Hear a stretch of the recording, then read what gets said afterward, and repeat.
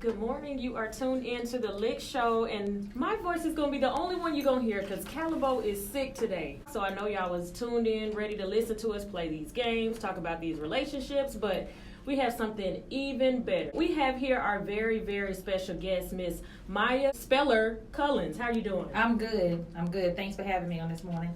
Early in the morning, Yes. too. She was ready to go. Are you from here? From Atlanta? No, I'm actually from Greensboro, North Carolina. Oh, wow. Yeah. So how long you been here? 6 years. The best decision I've ever made. Yay! Yeah. See, this is the thing with me. Like, I'm born and raised here. Oh, wow. And every time I meet somebody that's from somewhere else, I'm like, I just want to move. I'm ready to move. But you know, everything is here. Yeah, but you know a lot of people that's born here, raised here, they not here anymore. Exactly. So it's like a melting pot of everybody. Something that needs to be communicated in the black community because we don't like to get help for it. I'm going to talk about it all. When I say Miss Maya is busy, yes, she is busy. Beautiful black woman. Thank you. The first thing I want to touch on is how you even got into this field in the first place. Right. Well, I grew up in a setting where I had family members that struggled with mental health and substance abuse. Mm-hmm. I always tell my story because a lot of times when you're young, African-American community, family dynamics, whatever happens in your house stays in your house. Mm-hmm. And a lot of times people put shame on the truth. And I'm kind of like the rebel, like I'm going to just say what I feel, do what I feel. However, when I began to go to school and get my education and study, I grew an interest in this industry, which is mental health and substance abuse. Okay. And that was my driver, but that wasn't what my anticipation was that I was going to be. It never is, yes, right? No. I thought I was going to be a teacher, so I guess in a sense I'm still teaching. Mm-hmm. I'm just being creative with my teaching.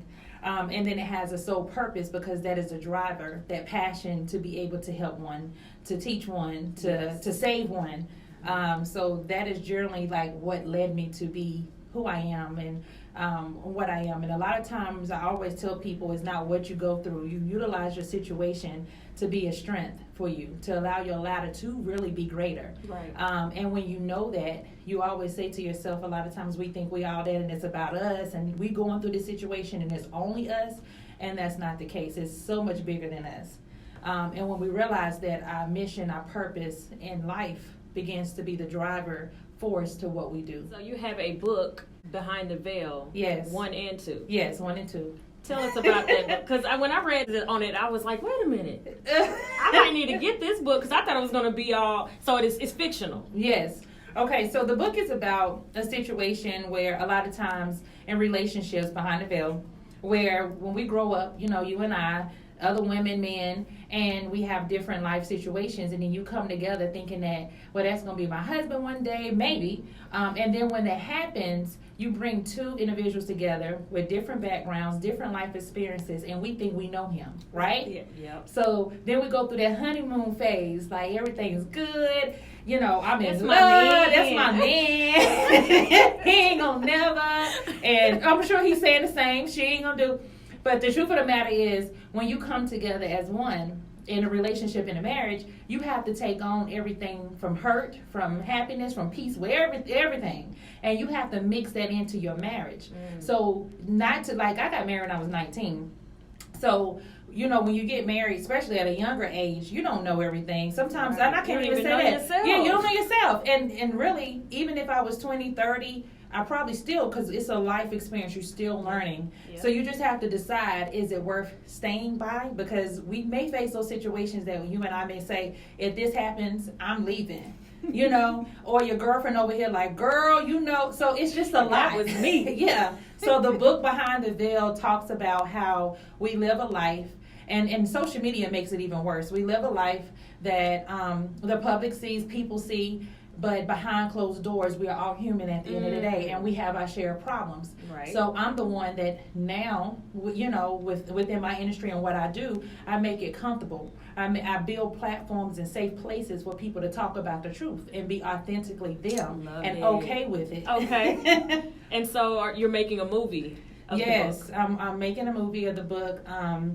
But the first project that I'm currently working on is Beyond Ordinary. So I'm in between projects, but that is something that is coming soon. Ooh, so I need to look. I don't want to sure give. I want to make sure I audition for some of them roles. So I don't want to give too much about Behind the Veil, but that is something that's in the plans to do a movie, most definitely. Okay. About the book. So I'm glad that you touched on that because that will help a lot of people stay married. Right. Because we run at the first thing because society says it's not right. Like it's certain things you're going to do, and I feel like, in my personal opinion, if you're going to be with somebody 40, 50, 60 years, somebody's going to mess up. Right. And it can be any type of way. Right. Anything. And it's okay if somebody mess up, some things happen, that's just life. But what is not okay when it becomes unhealthy. Yeah. And then you have to still sit, because you don't have to be miserable. You don't have to stay in an unhealthy situation that could lead to something that is so much that you can't come back from. Because there's two things we're going to have to live with in life. That's getting old and that's dying. That's something we can't. Happy with it while you... So, and you only get one life. So make it the best one. of it. So, so you have decisions. We all grown. So it's either it works or it don't work. Yeah. And don't feel bad about it. A lot of people feel like, I met several women that said, well, I felt like a failure because... I walked away from my marriage. And I said, I would ask them, why do you feel like a failure? Because even though, it was abusive, even though it was this, even though it was that, I felt like I should have just stayed. And that is not the answer. Because society says you're supposed to. Right. Yeah. And unfortunately, the way we live now is not like the old days, And people say, well, grandma stayed and grandma took it. She didn't have a choice. She didn't have a lot of options. Look at him.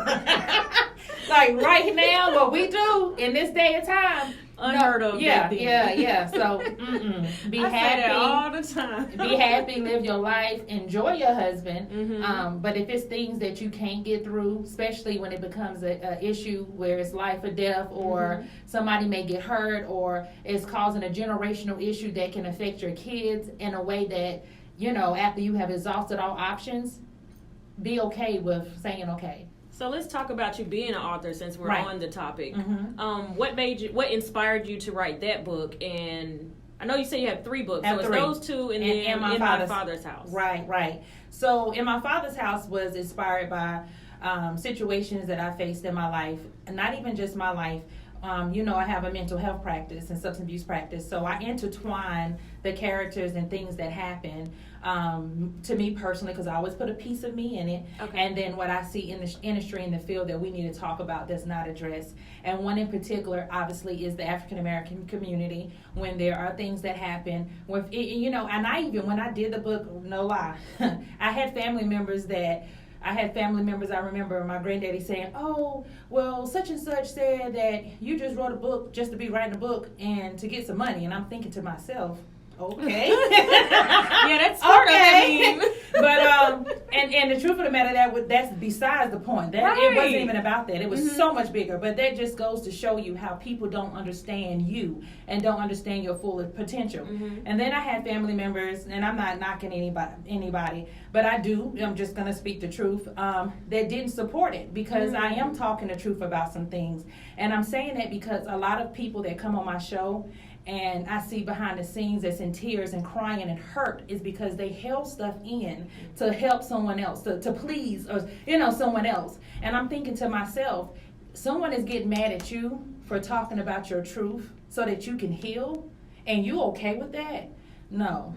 So I'm the person that's going to force you to be okay with what you went through in your life, because nobody can tell your story but you. Exactly. So who are you to say, well, this didn't happen this way? I lived this life, so who gonna know it better? Either me or you. Like, which one? So that's why I'm big on being transparent, because like you said, I'd rather tell my truth than somebody else tell it for me and tell it wrong. Then I got to go back and defend it, and it's just like, who do I believe? Because you didn't say nothing about it until such and such. Right. And I think that gives me the inner peace that allows me to do what I do, because I do it fearlessly. I don't do it where I'm looking over my shoulder, what somebody gonna think, somebody gonna say. I don't look at that. I look at the bigger picture of who I'm gonna save, who needs to hear what I'm talking about.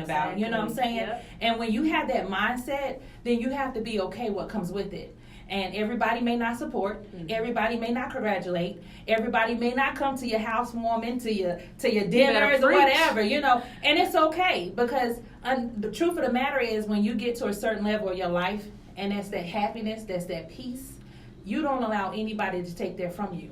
And you will be okay when they say, oh, I can't. After a while, you ain't going to ask no more. You just going to keep doing what you do, live your life, and be happy and do it in peace. And that is okay. And anybody that has a problem with that shouldn't be around you anyway. Shouldn't Family, be friends, anyway. well, supposed to be friends, associates, or whoever you consider. You got to reevaluate your whole situation, and that's just like in a relationship. If you are with somebody, are you with me, and do you truly love who I am? I got some stuff with me. I got some good, bad, and that's just me. So either you love it or you don't. Like, you can't say, Maya, I like this part of you, but I don't like this part. Maya, I like this, but I need you to just calm down a little bit. I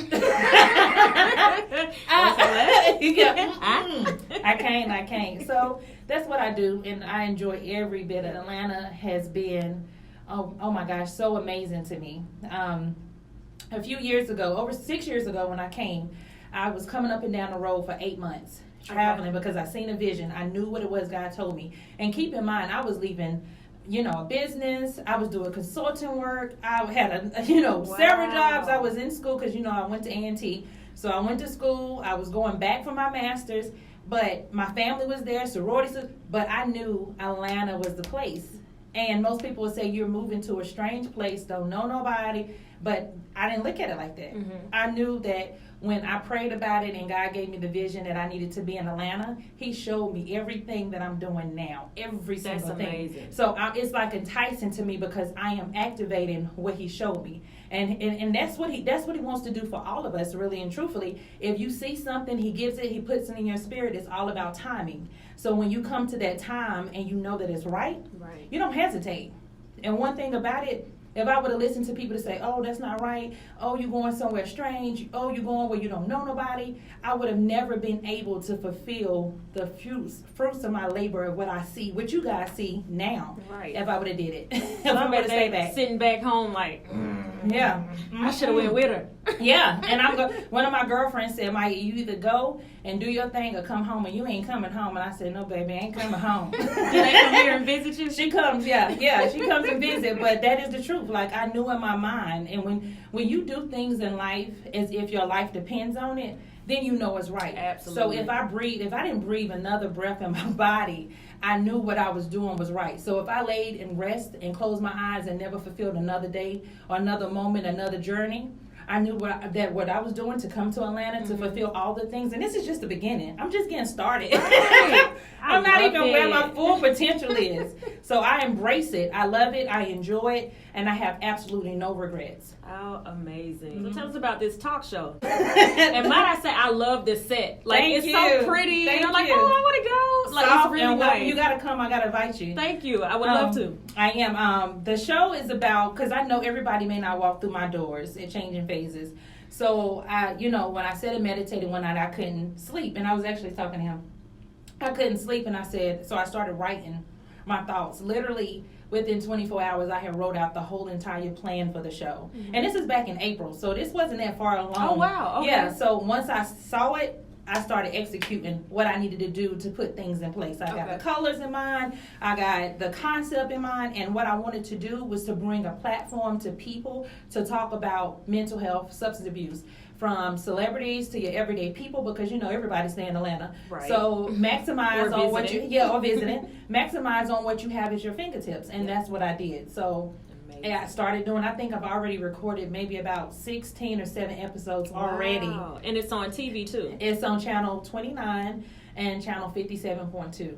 And then it's also online as well. And so we'll see where it goes. So you pre-record or is it live? No, I pre-record. Okay. And I have a team of people that actually go through the whole process of uploading and doing what's necessary on the back end.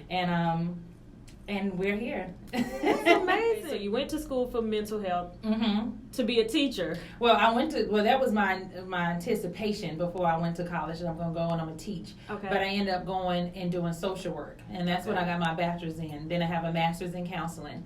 And then within the next year, if it's Lord's will, I would be able to have my PhD in advanced human services and behavior. So sis. I would be able to talk about, implement, do a lot more as far as like curriculums, which I can do now. But I want to be able to really give that true foundation of research and the methodology that I use to really implement what's needed in the human service field. So that is where I'm at. Yeah. So big on mental health, yes. substance abuse, domestic violence. Everything. So you see all different types of, I'm not going to call them patients, that's clients, different clients. Individuals, people. My first question is, what is the difference between being moody and having depression? Right. So the difference is, or how to determine if you have depression, because a lot of people are like, well, my attitude is changing, so I'm depressed. That does not mean that. Depression can come in many different forms. Some people may sleep a lot, not enough. Some people may eat a lot, not enough. Some people may be irritable. Some people may overly, excessively worry.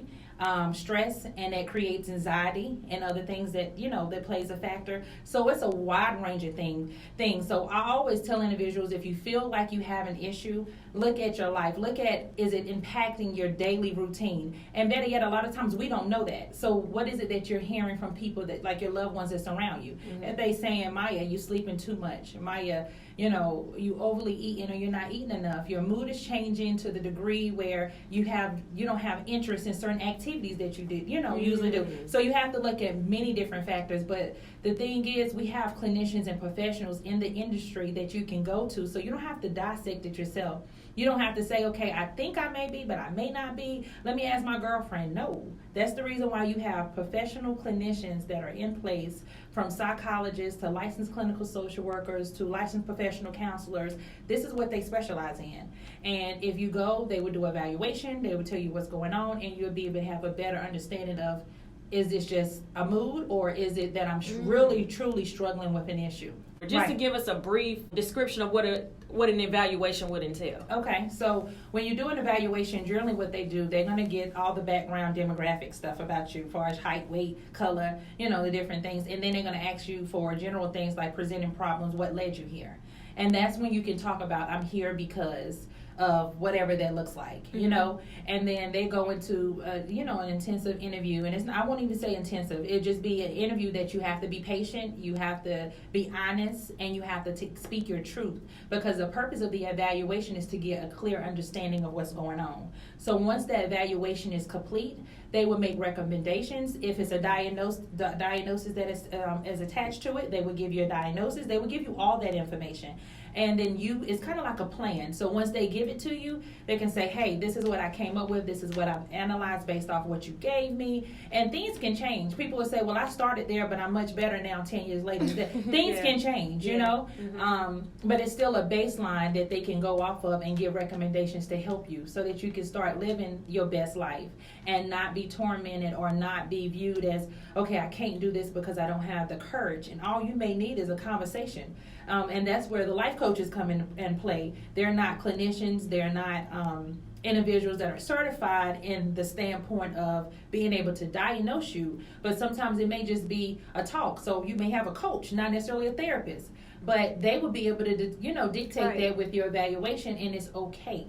In our culture, I think the hardest thing, even with the show, is people coming on and being okay with doing it. Some people are okay, some people are not, and it's okay, because everybody are at their own phase in their own journey. And when that time comes, then, they can help one. But yes, most definitely, the evaluation is, a plethora of questions and then recommendations that the clinician will provide, and then you kind of go from there. So for a person, say it's a married couple, and the person that has been diagnosed with depression just decides they want to heal themselves. Right. Go off the medication, and they're just damn near unbearable to deal with on a day-to-day basis. So how can you help? Going off cold turkey. So as the person who's having to deal with that, what are some recommendations that you could give that person? I would say support them. And then also tell them the benefits of staying on the medication. Okay. And for example, you can say, Tommy, when you're on this medication, you're happier. And then he may say, well, I want to be on the medication because the medication makes me feel like X, Y, and Z. That is the purpose that you can go back to the psychiatrist or the prescribing physician, and they can say, hey, this is what's going on. They can give you options and alternatives. You know what I'm saying? So it's not just one pill. No. So it's options. So I think a lot of people don't understand that. So as soon as they take the medicine, oh, I don't like how it makes me sleep a lot. Well, did you talk to your prescribing physician? No, because I'm just going to stop taking it. I'm going to do it myself. But if you need it, everybody, and I'm not encouraging medication, but some people do need medication, and it's okay. But if the medication is not working for your body type, and it's just like throwing you all off, then you go back and report those symptoms that is going on, and they can prescribe the necessary medication that they feel would be an alternative that would still serve the same purpose of why you're being prescribed that medicine. But most definitely, like if you're a family member and you're seeing it, support them, tell them the benefits, maybe assist them with arranging it with the prescribing physician, you know. The one thing that you shouldn't do is, man, you crazy. I don't know what's wrong with you. I'm just going to be done. I don't want to bother with, and just kind of shut them out. Right, that is because they can't help it. No, it's, they can't. Unfortunately, they can't. So that is what you can do as a supporting wife, a supporting mother, or whatever your role is to that individual, is to continue to support, to encourage, give them the pros and cons, and then assist them in their journey. And what would you say to the one that's in denial? Well, and they don't want to go get help. That's a good question. Like they know they know everyone around them is making them mad, and everyone else is wrong, and this, that, and the third. What do you say to that person? I think with me, I always like to be straight up and give them their reality therapy that a lot of people may hear, and just tell them, look, this is what it is. This is what I see. I don't think it's so much of what you say, it's how you say it. And over a course of time, they will come around. But unfortunately, when a person is like that and they don't want to hear it, they don't want help, you just got to continue to support, stay by their side, and ride it out.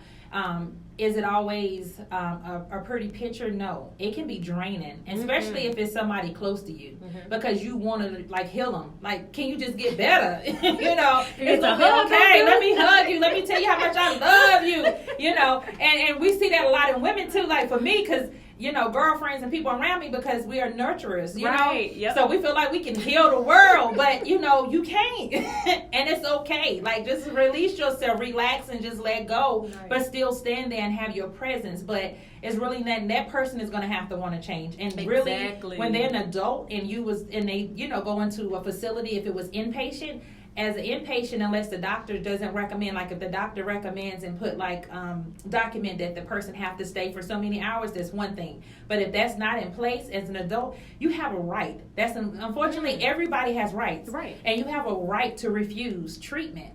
So they can go in, you be like, no, my child needs it. And he's 21, like, no, I don't need it, I'm good.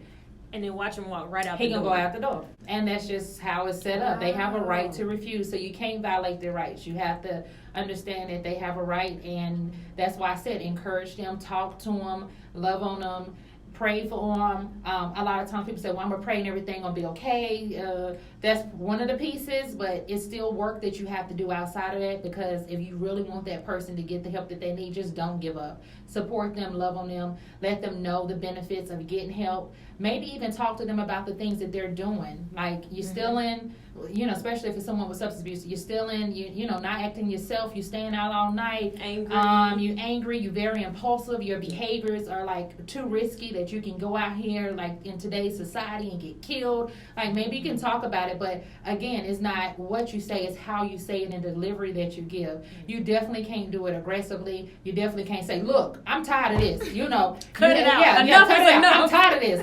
So I feel bad because I actually told my friend to tell her to do that. Put your foot down. Tell him enough is enough. Yeah. So I feel bad. Yeah. So no, don't feel bad. Don't feel bad, because it's probably a situation where you have to say. Yeah, that leads into my next question. Right. Have you ever had individuals, that they know what's going on and they use it as their crutch, and it's like they pacify it? Yeah, I have.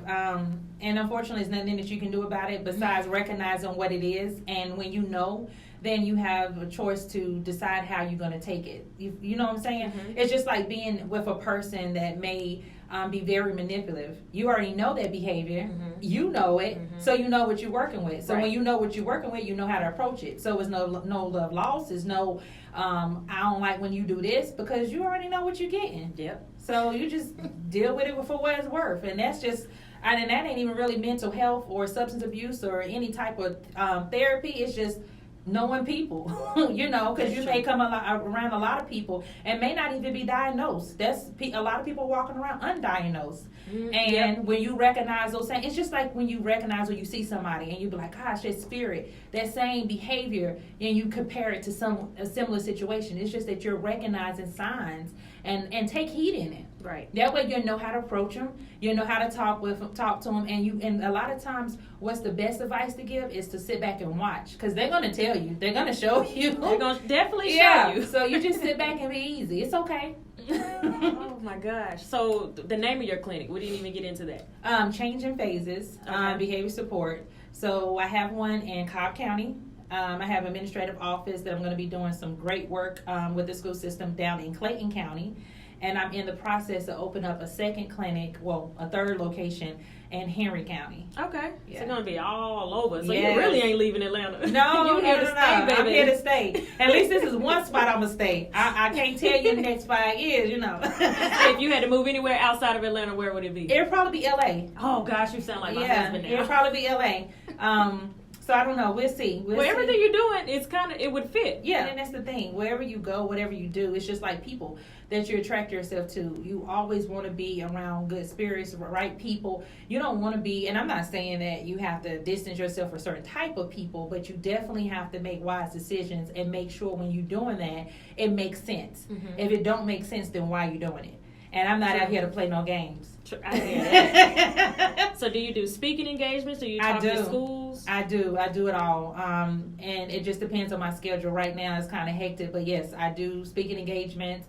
I go out and I talk to the children. I talk to adults, women. I do a lot of things individually, one-on-one. Lately, because I've been filming, my schedule has been a little tight and doing my PhD program. But 2020, I'm expecting some great things to transpire for me to even build a bigger team, and not even just a team for what I do. It's just like I enjoy creating opportunities for people.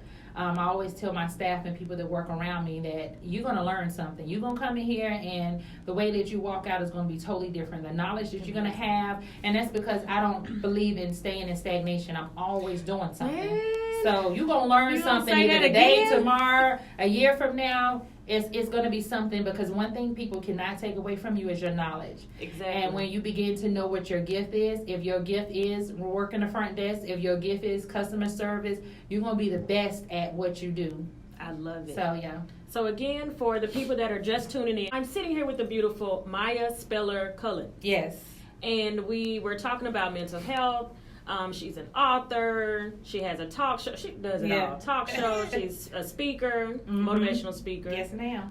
Again, for the people who are just tuning in, what are the signs that people should go and see if they need to be diagnosed with depression? Right. So the signs definitely, and not even just depression, bipolar, post-traumatic stress. It's a lot of different things that it could be that you could be struggling with. And one of the things I always say, as I said before, if it's anything that you're struggling with that is impacting your daily life, the way that you operate, should be a number one sign to say, hey, this is not right.